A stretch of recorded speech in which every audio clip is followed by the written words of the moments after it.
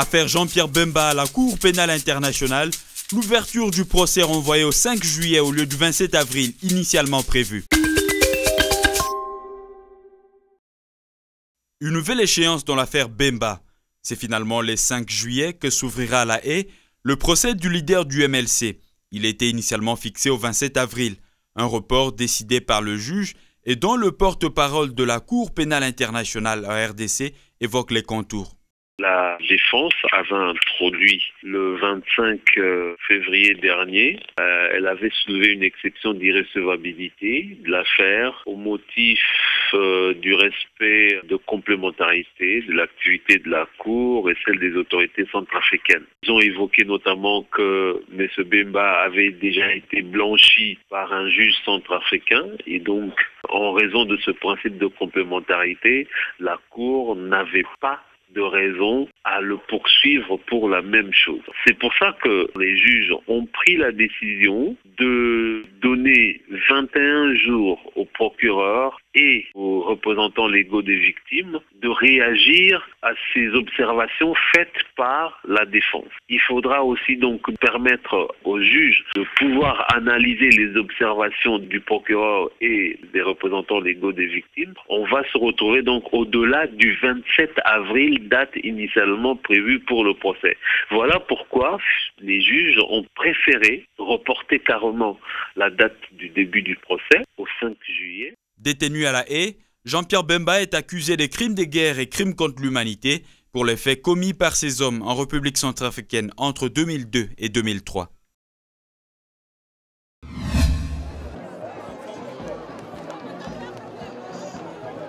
Elles ont pris d'assaut le boulevard Triomphal en ce jour de 8 mars 2010 pour célébrer leur journée.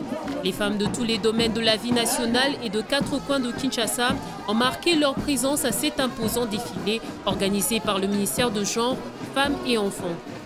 Il y a un temps pour tout, un temps pour pleurer, un temps pour jubiler.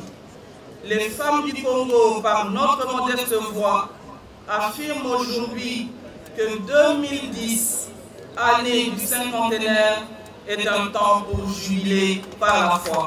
Le fait que les femmes ont constitué plus de 63% des votants réels à l'occasion des premières élections générales démocratiques organisées en 2006 dans notre pays démontre que ce sont les femmes qui se sont les plus mobilisées pour l'avènement démocratique par la voie républicaine.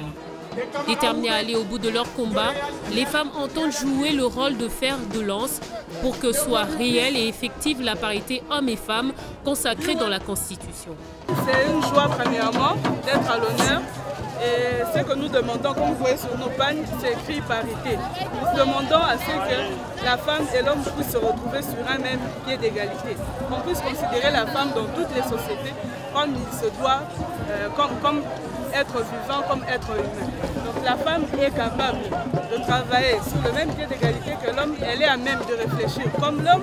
Elle est capable de prendre des décisions comme l'homme. Vivent donc les femmes de la RDC et bonne fête à toutes. On est ensemble. Ils refusent d'être des simples et passifs téléspectateurs, auditeurs de B1. Constitués en famille depuis une année, des délégués de toutes les communes de Kinshasa se sont réunis pour définir les défis à relever. On a mis un comité provisoire et ce comité, comme le nom l'indique bien, c'est pour élaborer les statuts, faire des règlements intérieurs et on a donné maximum 3 mois pour ce comité pour être organisé, restructuré et nous amener les statuts et les règlements d'ordre intérieur. Et à partir de ces données, on va mettre maintenant un comité définitif. Même dans la maison, il y a toujours un chef de famille, il y a papa, maman et les enfants. On voudrait vraiment qu'on mette en place une structure fiable pour pouvoir conduire cette famille. Nous avons beaucoup de choses qu'on est en train d'envisager.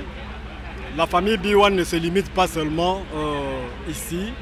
On est en train de voir comment on peut élargir la famille aux amis qui sont de l'autre côté du Congo-Brazzaville. La famille n'est pas encore clôturée. Jusqu'à preuve du contraire, c'est lui qui se sent libre. C'est lui qui veut s'adhérer à la famille. La porte est grandement ouverte. on reçoit tout le monde. On a besoin de tout le monde parce que c'est la famille. Dans la famille, on ne rejette pas les enfants.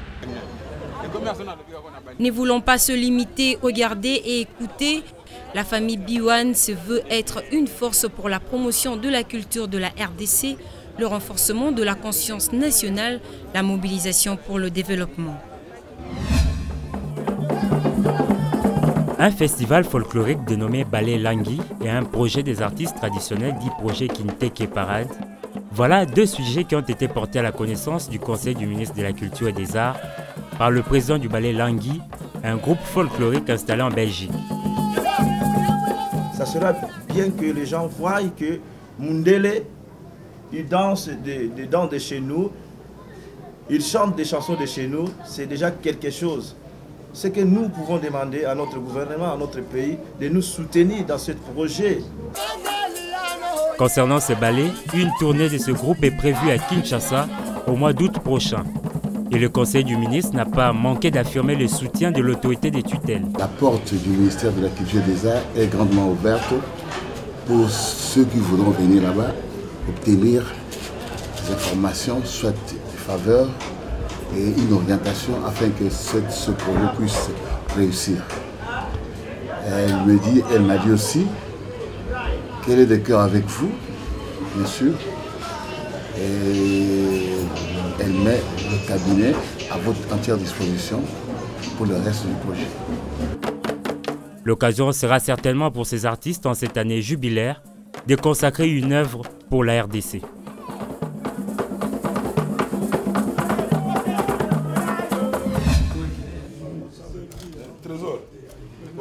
La réception n'était pas à la taille de l'événement célébré.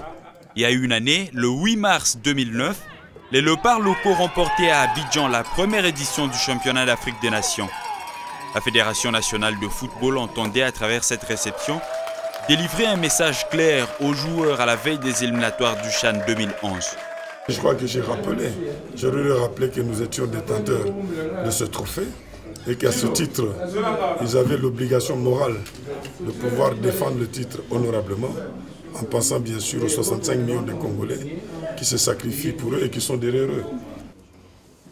Du côté des joueurs, le moral est au zénith pour affronter le 12 mars prochain les Panthères du Gabon lors de la première journée de cette phase éliminatoire. Oui, la préparation va bon train et la température au sein de la sélection est propice à l'esprit d'équipe. Malgré le fait que l'équipe a subi quelques modifications avec la venue de nouveaux joueurs, nous avons un objectif et savons ce que nous faisons avec pleine conscience. Même détermination du côté du staff technique. Les joueurs ils sont hyper motivés, nous les staff on est hyper motivés. Je crois que la fédération et les ministères ils sont associés avec nous. On travaille dans des bons comportements.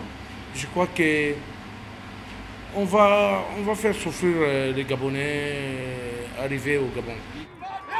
Mais dans le milieu sportif, la prudence est recommandée face à des Panthères qui ont pris le goût de la haute compétition. Ils avaient réussi à dompter les Lions du Cameroun lors de la dernière Coupe d'Afrique des Nations en Angola.